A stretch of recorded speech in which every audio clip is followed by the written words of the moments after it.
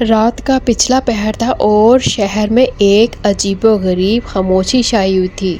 ہر طرف سناٹا تھا سوائے ایک گھر کے جس کی روشنیاں ابھی تک جل رہی تھی۔ وہ ایک پرانی اور خستہ حال حویلی تھی جو شہر کے کنارے پر واقع تھی۔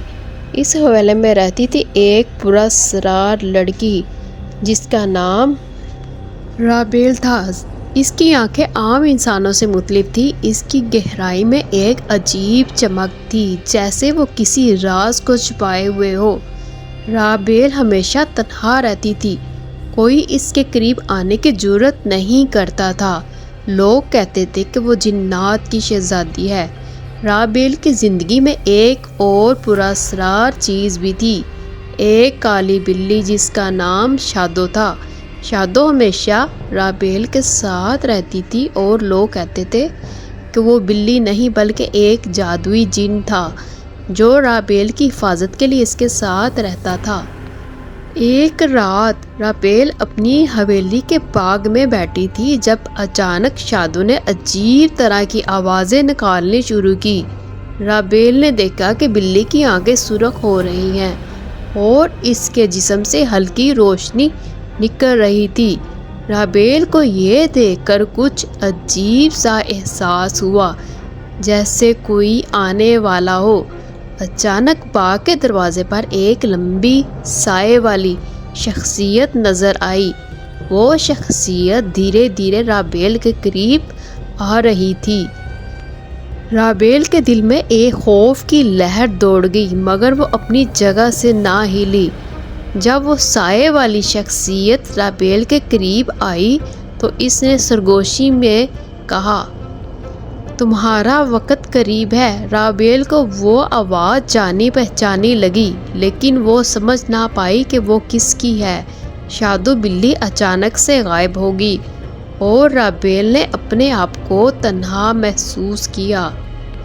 رابیل نے ہمت کی اور اس شخصیت سے پوچھا کہ تم کون ہو اور میرے قریب کیوں آئے ہو، مگر جواب دینے کی بجائے وہ سائے والی شخصیت یکدم غائب ہو گئی۔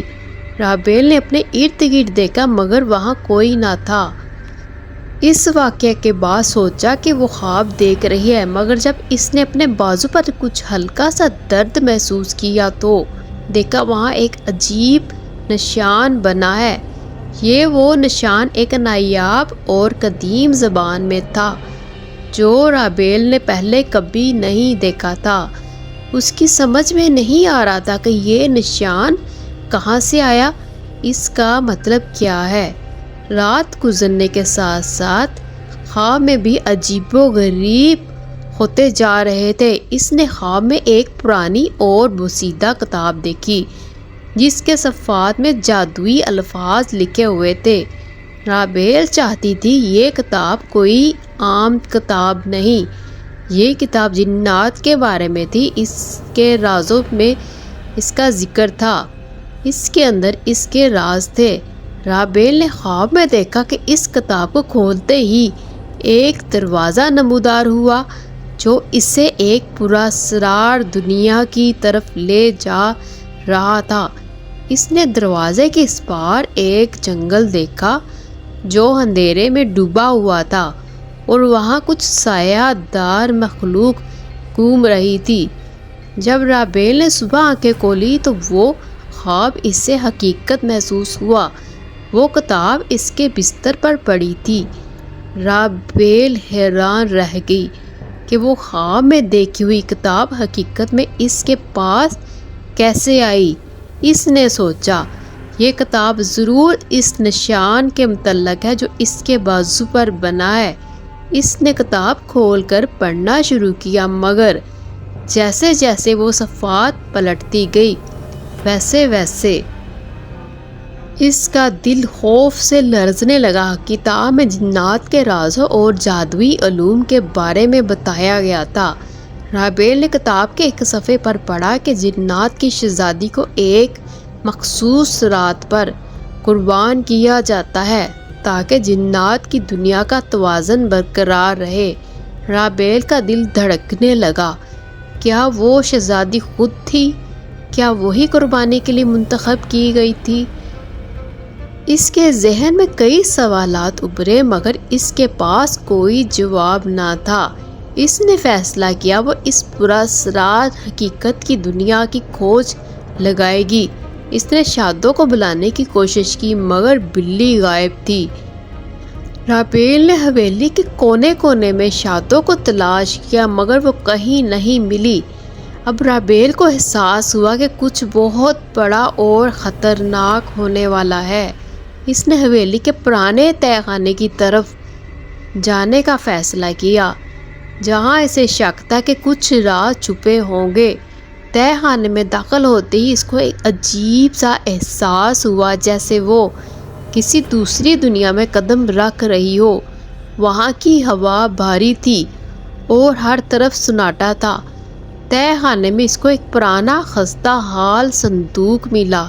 اس نے ہمت کر کے اس صندوق کو کھولا اور اندر ایک عجیب چیز دیکھی۔ وہاں ایک قدیم تاج رکھا ہوا تھا جو بالکل ویسا ہی تھا جیسے اس نے اپنے خواب میں دیکھا تھا۔ تاج پر وہی نشان تھا جو رابیل کے بازو پر تھا۔ رابیل نے تاج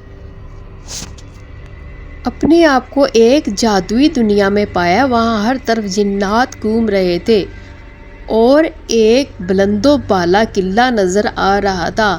رابیل کو احساس ہوا کہ وہ جنات کی دنیا میں پہنچ چکی ہے۔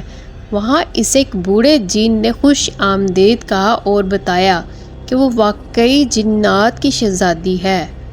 رابیل کو بتایا گیا کہ اسے قربان نہیں کیا جائے گا بلکہ وہ جنات کی دنیا کو بچانے کے لیے منتخب کی گئی ہے۔ اسے اپنی طاقتوں کا استعمال کرتے ہوئے جنات کی دنیا میں پیدا ہونے والے بحران کو حل کرنا ہوگا۔ اب رابیل نے شادو بلی کو بھی وہیں دوبارہ پایا جو حقیقت میں اس کا وفادار جن تھا۔ رابیل نے اپنی ذہانت اور طاقت کے ذریعے جنات کی دنیا کو بچایا اور جنات کی شہزادی بن گئی۔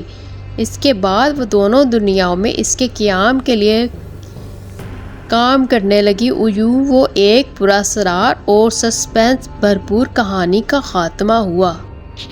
اس طرح کی زبردست اور انٹرسٹنگ کہانیاں سننا چاہتے ہیں چینل کو سبسکرائب کریں اور بیل آئیکن کو دبا دیں تاکہ آنے والی ہر نیو ویڈیو کا نوٹیفیکیشن سب سے پہلے آپ کو مل سکے۔ ملتے ہیں ایک نئی ویڈیو کے ساتھ، تب تک کے لیے خدا حافظ۔